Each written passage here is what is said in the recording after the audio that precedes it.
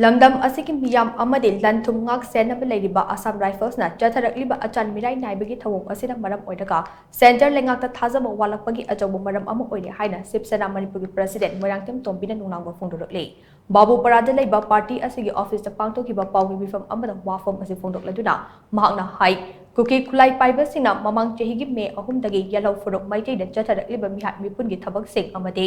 Assam Rifles ke Thouong sing yauba memorandum ama Shiv Sena Manipur na Prime Minister da pisin kre lamdam asigi miyam amadi lantum ngak senaba leiriba Assam Rifles na lan asida neutral oina leibagi mahut kuki singna tongshile Assam Rifles leiba mafam singda kuki khulai paiba singna tongning matawbada Assam Rifles na kumhai amagum yengduna leithokpadagi ngasidi lamdam asigi miyam na Assam Rifles da thajaba machet ama fawba leiraktabane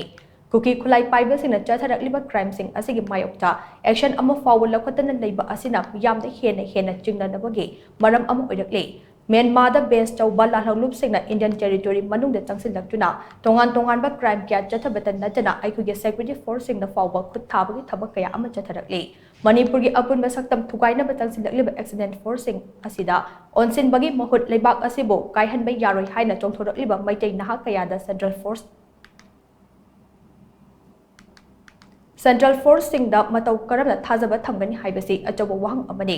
Government of India na Chatharakliba Manipur Police ki DG amadi Security Advisor animakso firm sing ase khangna khangsinadana yengnaga leide ingna chikna leijaramba Jiribam district ngasidi mai hauna chakalakle tha asigi manga da kuki khulai paiba singna Jiribam dagi miyoi ama hatkiba madugi matung tarakpada maitegi yom marifu hena mai tharaba fawba mara leiba kuki khulai paiba ama fawba Central Force na faba natraga action lakhotana leide Central Force sing asina miyamgi thawai amasung lanthum ngakpa ngamdrabanina Makhoi lamdam asida thamlubagi mathau tadre suspension of operation da leina ground rules pumna makhongaw naramlaga state amagi integrity amadi law and order thugairakliba kuki khulai paiba sing asi athubada government of India na review tawduna terrorist ni haina lauthokpiyo haina mahakna makha chana phongdokhe Manipur na pamibna kaino Manipur si yam shanghai kanda India government ga PB dana si gai si no ilam oiro kaina PB bana te woni 1949 da nampu hapu da soi tawna rerga maduda ipai puna thanambal lamkhai du moi da tinjan bejaboi wani Asia ki country ki manung da khwai da ihalan ba ningkha tamadi Manipur ne hariba akhoi isa gi lam ne me kanam tan PB na te haiba simasi ta na hona bai du madu